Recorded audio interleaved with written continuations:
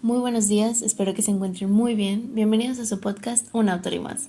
El día de hoy vamos a ver a la autora Safo de Lesbos. Vamos a iniciar un poco con los datos biográficos de la autora. Safo de Lesbos o Safo de Mitilene vivió entre los siglos 7 y 6 a.C. en la isla de Lesbos. Ella pertenecía a una familia aristocrática. Era hija de Scamander y su madre Cleis. Tuvo 3 hermanos. Su padre era un próspero comerciante de vinos, quien muere en una batalla de guerra, quedando así Safo al frente del negocio. Ella participó en las luchas políticas que tuvieron lugar en Lesbos y cargó muy duramente contra el tirano Pitaco. Estuvo implicada en una conspiración para matarlo y fue descubierta. Pitaco la mandó arrestar, pero finalmente le perdonó la vida a cambio de partir al exilio. Fue exiliada a Siracusa, que está en la costa sudeste de Sicilia, donde se casó con Querquilos, un rico mercader, quien se dice le duplicaba o incluso triplicaba la edad. Con él tuvo una hija llamada Cleis. Al ser perdonada por Pitaco, regresa a Lesbos, donde funda una academia, la Casa de las Servidoras de las Musas, para enseñar literatura, canto y danza a chicas jóvenes. Vamos a hablar un poco de en qué época vivió y se desarrolló. Ella vivió en el siglo VI a.C., época donde ser mujer y escritora ya era una situación bastante de desventaja. Se enfrentó por supuesto al machismo y a la sexualización de su trabajo y de su academia. En Atenas no era bienvenida e incluso le llamaban la meretriz de Lesbos. En un tiempo donde las posibilidades para las mujeres eran limitadas, afrontó las dificultades que esto implicaba y logró destacar de una manera muy memorable con sus obras, además de fundar su propia academia, que incluso para las voces de los hombres era difícil, siendo reconocida como igual a la voz de diversos autores y figuras de su tiempo. Desgraciadamente, en ese tiempo no fue el único donde Safo tendría que enfrentarse a estos y más prejuicios. Después de su muerte, su obra literaria pasaría por diversas censuras sistemáticas, basadas en su mayoría, por supuesto, en la religión, viéndose directamente afectada y sin posibilidades de luchar por ello o hacer algo al respecto, cuando en el 1073 el Papa Gregorio VII ordenó quemar todos los manuscritos por considerarlos inmorales y pecaminosos, con lo que se perdió para siempre una parte de su obra. Obviamente sufrió las heridas sistemáticas del tiempo, las malas traducciones y la censura. Pareciera que no vamos a poder disfrutar de la obra de este autor debido a todo lo que tuvo que pasar. Vamos a entrar un poco en las curiosidades sobre este autor, o por lo menos lo que sabemos. Se sabe que en su tiempo fue reconocida, mientras a Homero se le conocía como el poeta, a Safo se le llamaba la poeta. Fue una de las pocas mujeres en ser retratada en cerámica en ese tiempo, lo cual sería el equivalente a ser una tendencia en Twitter el día de hoy, o salir en un programa de Netflix. Quizá. A partir de sus poemas se interpreta que Safo se enamoraba de sus discípulas y mantenía relaciones con algunas de ellas.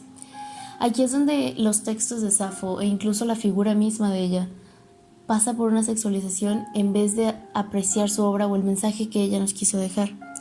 Se sabe que Safo amó tanto a mujeres como a hombres, algo que entre los antiguos griegos se consideraba aceptable, y en sus versos cantó su amor hacia las mujeres sin tapujo alguno, lo cual hizo que a lo largo de los siglos bastantes detractores se refirieran a ella de forma despectiva. Si bien su obra y sus textos tuvieron que enfrentarse a todo esto, ¿por qué es que la consideramos un clásico? Tenemos que aceptar y reconocer que Safo es una de las pocas voces femeninas que llegó a nosotros desde la antigüedad. Si bien su obra no llegó de forma completa con nosotros, debemos reconocer que la importancia de Safo no reside completamente en su obra, sino en lo que significó su vida y el impacto que, a pesar de los numerosos intentos de silenciarlo, tuvo en la sociedad. El mensaje considero que es lo importante de la obra de Safo. Ella logró pasar y logró ignorar el tiempo y la censura. Y el poder identificarse en las palabras y acciones de una persona tan lejos de nosotros es lo que convierte a muchos de los autores en clásicos.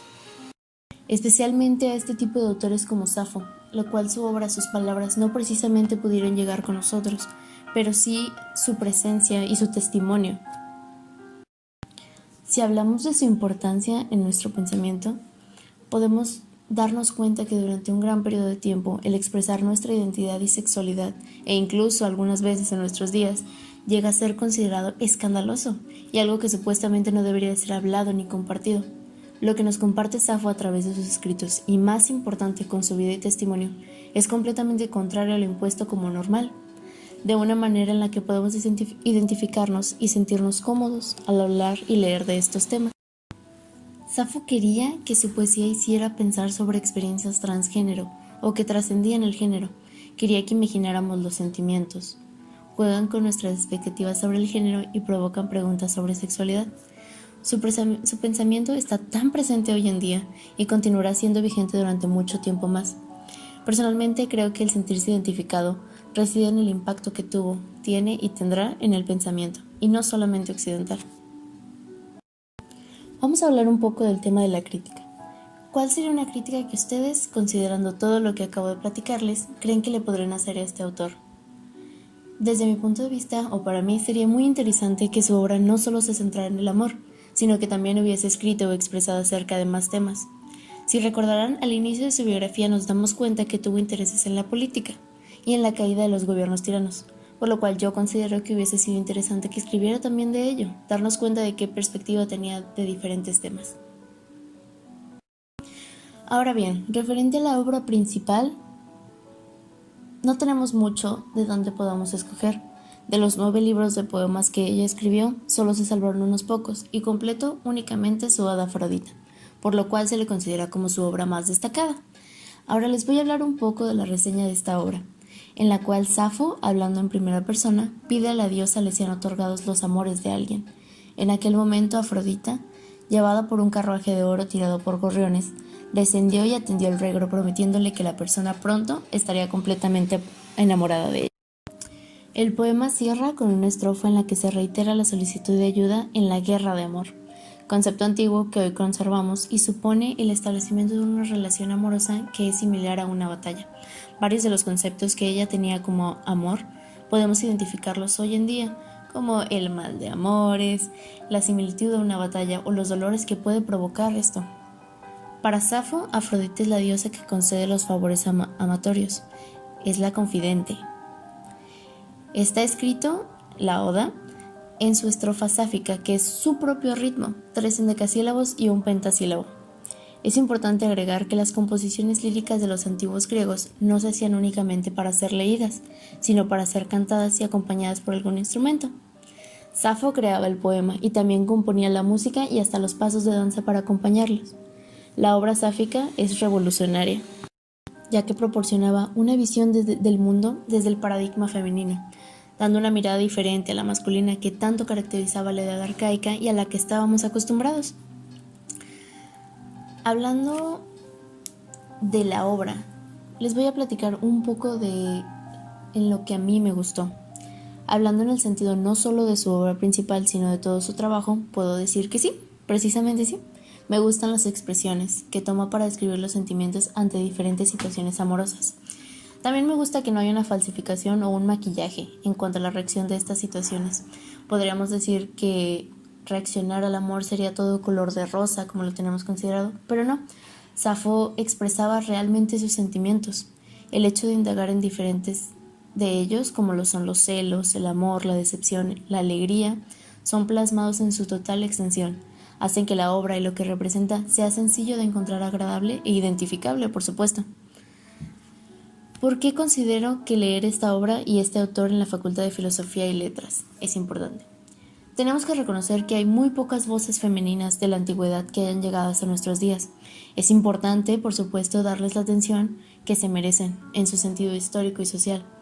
Pero no solo eso, el leerlo nos hace darnos cuenta de diferentes aspectos relacionados con temas que usualmente no tomamos en cuenta en el ámbito educativo, como lo son los sentimientos, la sensibilidad y la delicadeza. Considero que relacionarnos de manera más efectiva en estas áreas nos impactaría de forma positiva en los estudiantes, por supuesto no solo en las aulas de clase, sino el identificarse y poderlo llevar a un plano fuera, en nuestras relaciones personales. Acerca de cómo me impactó a mí o la visión al leer esta obra, creo que el afrontar aspectos de los sentimientos que tenemos usualmente nos resulta difícil, pues llegamos a pensar que no serán entendidos. En este sentido, la obra, y no solo la obra, sino el testimonio que nos dejó Safo, me ayudó a tener una visión diferente respecto a esto. No solo en una perspectiva de mí misma, sino también el entendimiento de las situaciones emocionales de otras personas que me rodean. Si me permiten, les voy a leer algunas de las frases que me gustaron. Ven pues, oh diosa, y mis anhelos cumple. Liberta el alma de su dura pena, cuán protectora en la batalla lidia, siempre a mi lado. Ahora vamos a plasmar un poco de lo que sentía Safo al ser rechazado. Morirás, y de ti no quedará memoria, y jamás nadie sentirá deseo de ti, porque no participarás de las rosas piedra, oscuras en la morada de Hades, vagarás revoloteando entre innobles muertos. Y personalmente, una frase que me gusta mucho: os aseguro que alguien se acordará de nosotros en el futuro. Eso es todo por hoy. Espero que les haya gustado el pequeño podcast de hoy. Déjenme sus reacciones y qué otro autor les gustaría que tomáramos más adelante. Muchas gracias.